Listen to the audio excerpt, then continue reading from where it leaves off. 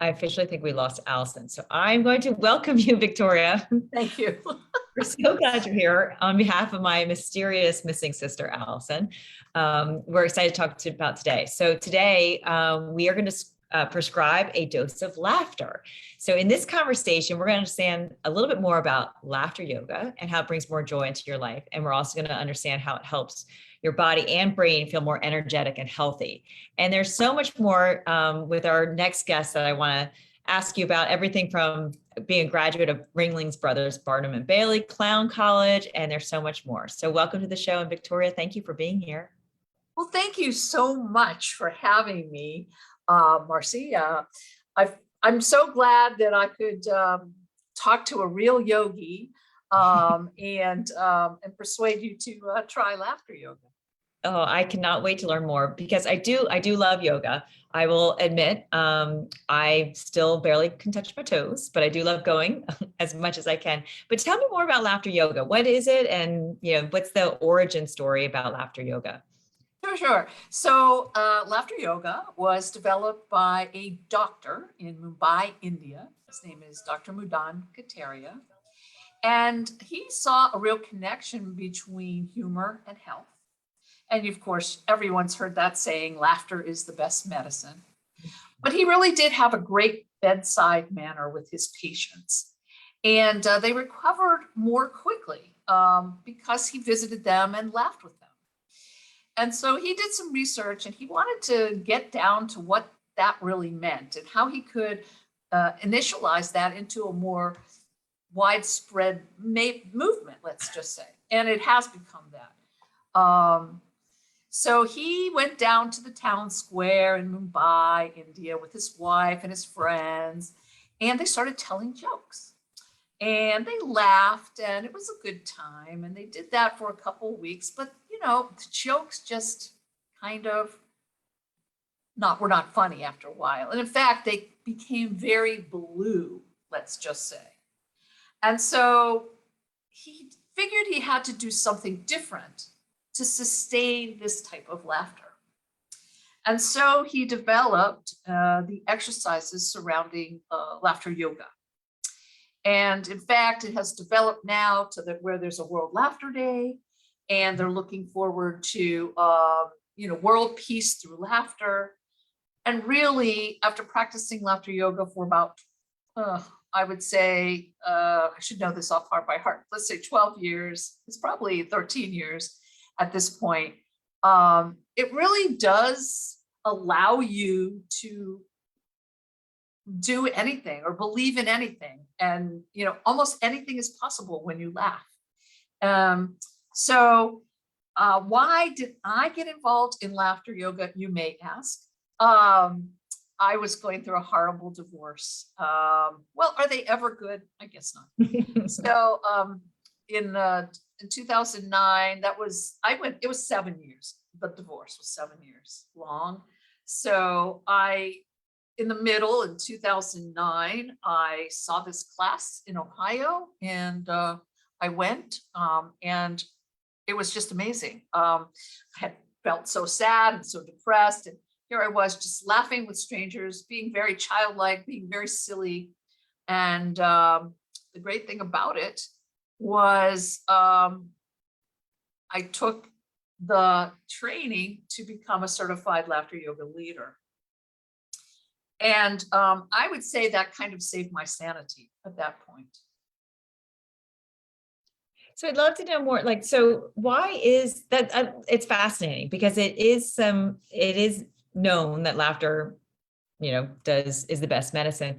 What is the science behind it, or how does that work? Is it right. Really just kind of thinking better thoughts, or is it more about what's going on inside? Right. So I'm not a doctor, and but from all of I've read and studied and personally experienced, laughter and the pranayamic breathing is basically oxygenating your brain, and your brain loves oxygen. It's like the food for the brain. And when the brain has the oxygen, it sends all these endorphins through the vagus nerves, all throughout the body systems. And your body just responds joyfully. It responds wonderfully as far as respiration, circulation, sleeping, digestion. All of these body functions just happen to perform, let's say, better. And in the meantime, all the stress and all the sadness and depression is lifted. I'm not saying it's cured, but I'm saying it totally is lifted. So when you breathe in from your diaphragm, which is, this is diaphragmic breathing, pretty much that's all it. You take it, it's a deep belly breathing. And I think we all breathe shallowly unless we're instructed. And nobody teaches us how to breathe. It's kind of like involuntary. So when you breathe shallowly, you actually tell your brain something's wrong. Panic, red alert, Will Robinson, right? So if you tell yourself you're something's wrong, actually something goes wrong. But if you tell yourself everything's okay, this is wonderful, you'll get through this, it will work out that way. But just telling yourself that doesn't work. But speaking to yourself, to your brain through the brain's language, which is oxygen, is what works. So it's just like,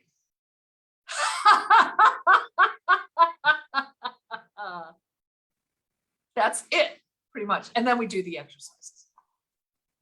And do you find I know asking you a question, sorry about that, but do you find it's just kind of contagious? Like even as you were starting to do it, I feel lighter. Right, exactly. So that's the whole thing. I mean, when you were little, I'm pretty sure I can guess that there were 1 or 2 times that you can remember where you were laughing and it was, and you couldn't remember why you were laughing, but you just started laughing and laughing, maybe with somebody else, and you didn't know why the reason was you were laughing, but you were laughing contagiously together. And so that is one of the 3 components of doing laughter yoga. It's eye contact, because when we look into each other's eyes, then we can see our eyes smiling and it becomes contagious.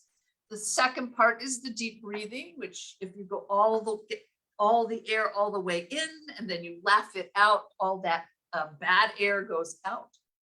And then the third thing is applause or clapping, and we use all of our fingers because the nerve endings are there. Ho ho ha ha ha, ho ho ha ha ha, ho ho ha ha ha, yay!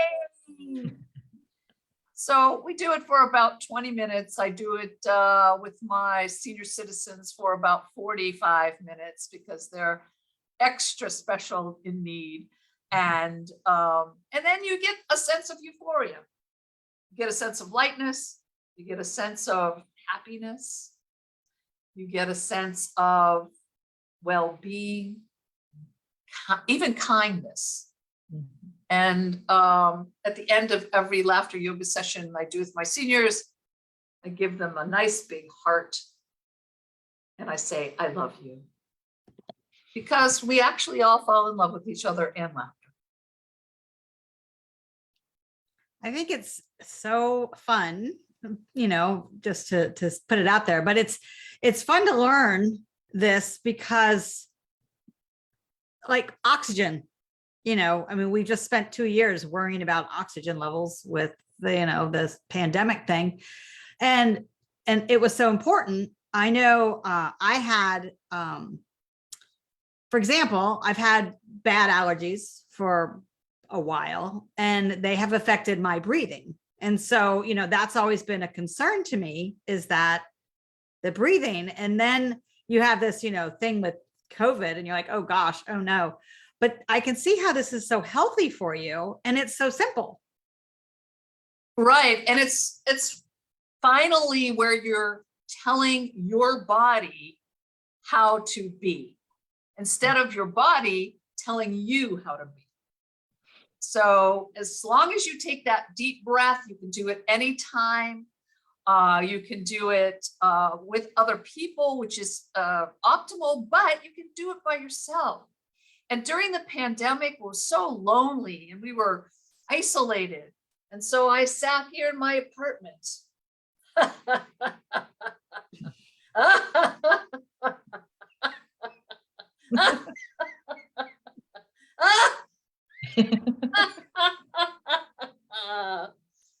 Ho ho ha ha ha ho. Yay. So, you know, I guess I'm a big proponent of it. I make a living doing it.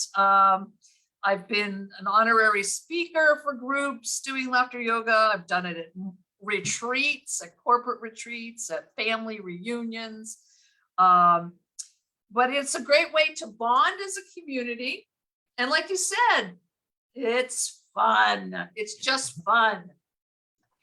It's forcing yourself out. Like, you know, we take life so seriously all the time, and it's making you put aside 30 minutes or so just to laugh. Like, yeah, it's an exercise that you can do. We do it once a week for our seniors, and they always are sad when, you know, I have to take a vacation or I can't be there or something of that nature. But I've told them, you know, even when you're sad, you can laugh.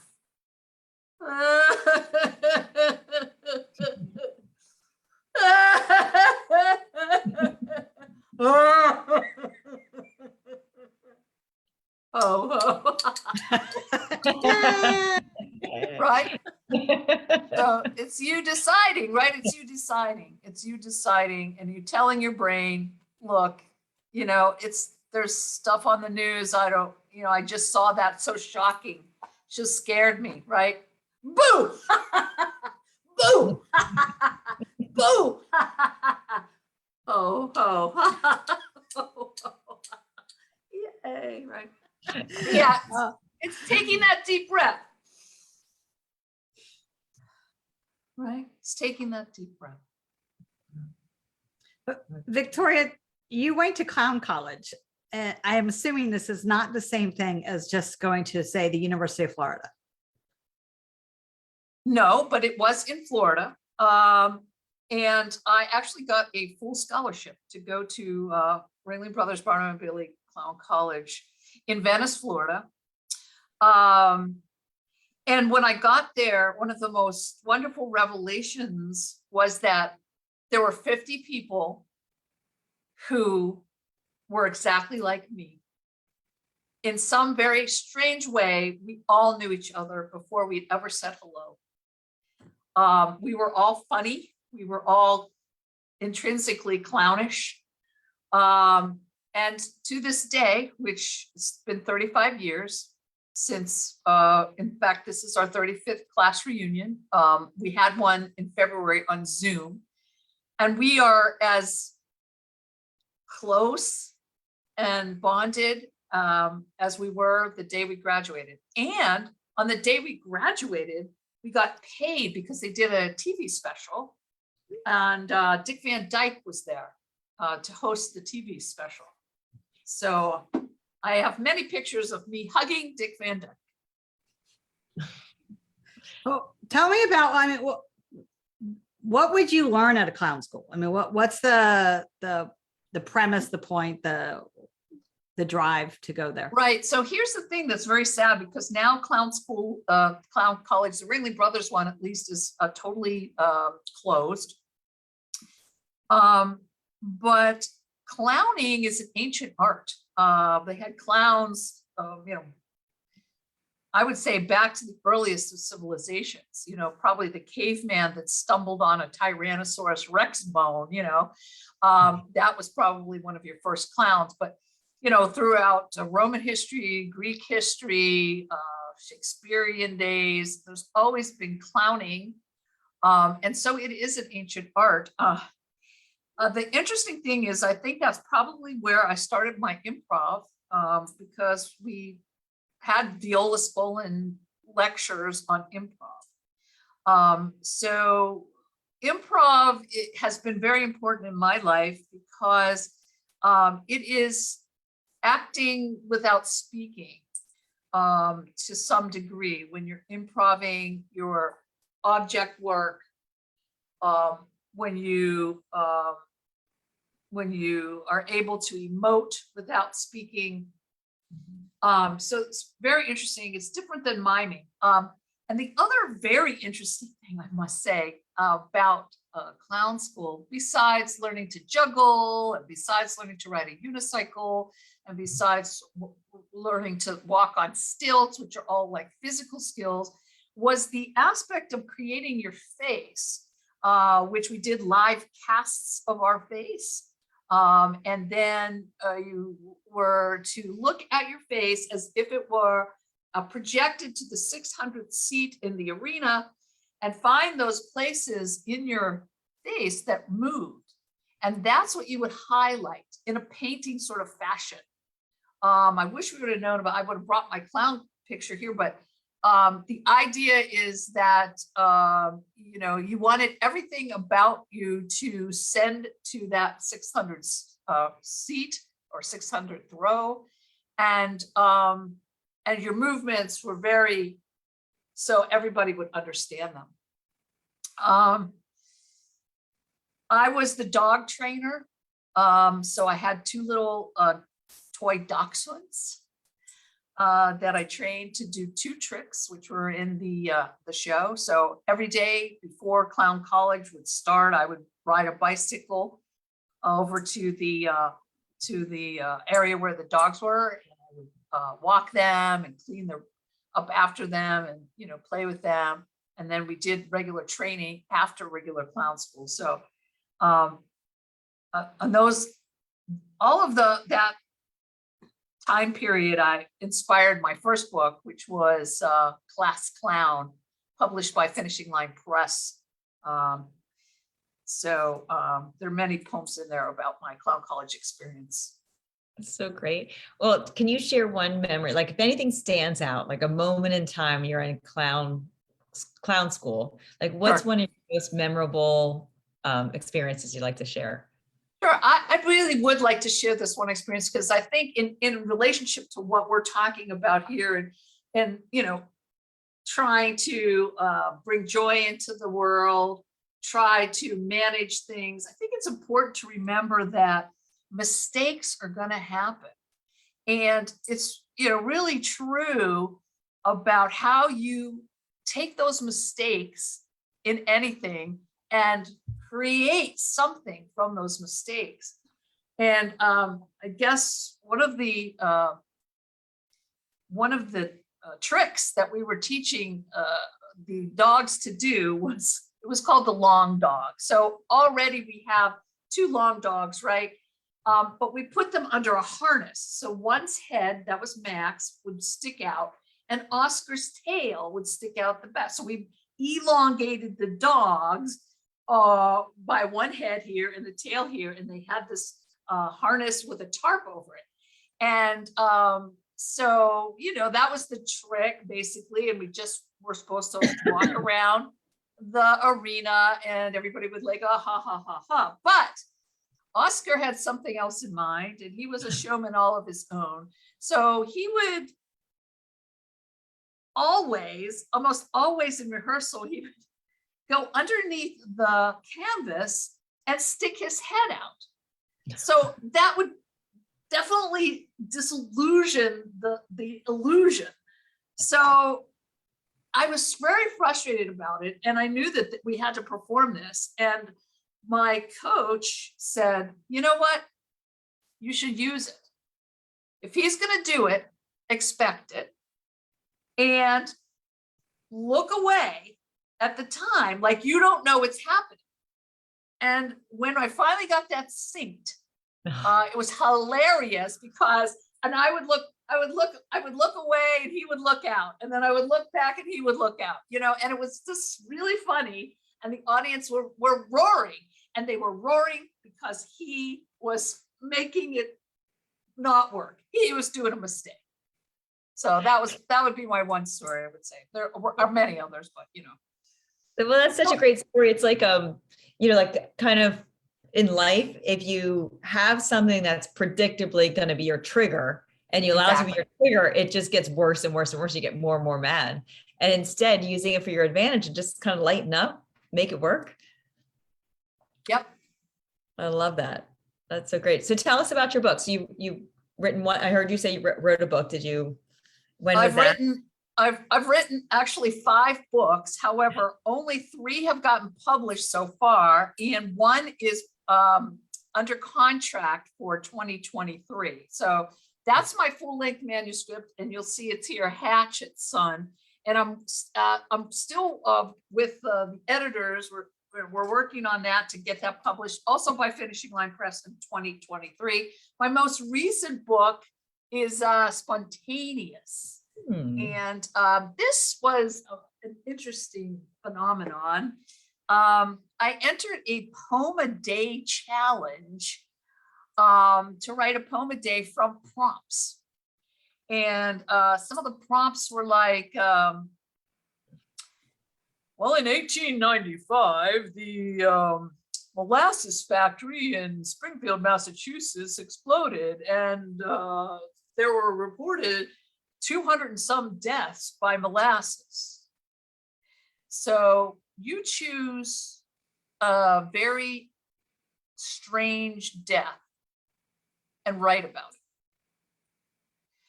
So that was just one prompt for one day, but they were all like that. For 30 days in November, I wrote a poem a day and then submitted it as a chapbook.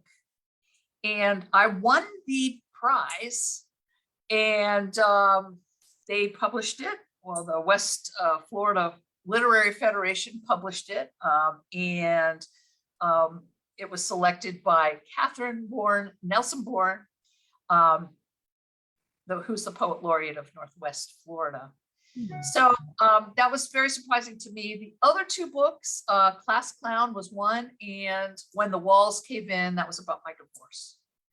So I have 2 that have not gotten recognized. Shaving the Yak is one, and There Are No Dogs on Mars, and Other Stories from the Dog Chapel. All poetry. So, Victoria, I can see how everything ties together with Good. with the idea of the laughter yoga, and that it is designed to really help us live our best lives in many ways, right? And then also, the idea of going to clown college, which that I imagine the whole story of deciding to go and how you would like to use that in your life is probably its own whole nother segment. But I also see how all of these create the poetry that you like to share with the world in written form, which is great. And then you also do improvisation, and you have shows that you perform. I do have shows that I perform. So an agent is calling me right now. I don't know if you can hear my phone going on. I apologize for that. Yes, I started improv, I would say earnestly, in Pittsburgh with the Steel City Improv group. And then when I moved to Florida, I found the Box Theater, and I was in a group there for 4 years. They were the house team, Dear Aunt Gertrude. And then the theater closed, the pandemic came, and everything sort of turned online. And so I was taking classes online and doing things online. And then it occurred to me that all the people that had been in our group had disbanded. They had moved to Chicago, moved there, here or there. And so it was just up to me to do improv by myself. So hence solo improv. And I've developed a couple shows. One I did in the Countdown Improv Festival in 2021. I've just recently done one here on the 14th at the Mar Theater in St. Pete. And so it goes on in that vein. Hopefully we're talking and we're getting some people together, and we might get back in a group soon. It's not as fun to do solo improv, but it still keeps me kind of cooking, if you know what I mean. So out of all your things that you've done, like, do you have one that you prefer doing more than Yes. the other? Oh, yes. I prefer sleeping. Yeah. Yes, sleeping is like the best. If you can get a good 8 hours, it's really wonderful. Oh, that's And great. that's my answer, truly. That is a good answer. And Victoria, we love having you here. If somebody would like to get in touch with you or reach out to you, what's their best way of Not calling. if like an agent or anybody wants to reach out, they what Yeah, is you best can. for Yeah, you? I don't have an agent. Everybody was. I did have a clown agent once. Zelda. She was my clown agent, That's a good and name. she double booked me. So I was there, and then I came into the room, and there was another clown already performing, and I was like, wait a minute. And the lady who hired me and him came running and said, oh, no, we just need one clown. So that was that was the last probably time I worked with that agent. No, I don't have an agent, but I'm available for anything, within reason. I love to do laughter yoga. You can reach me on Facebook. Victoria Dym, DYM is my name. I check Instagram just because I'm, held at gunpoint to do so, but I don't really use it that much. I'm also on LinkedIn.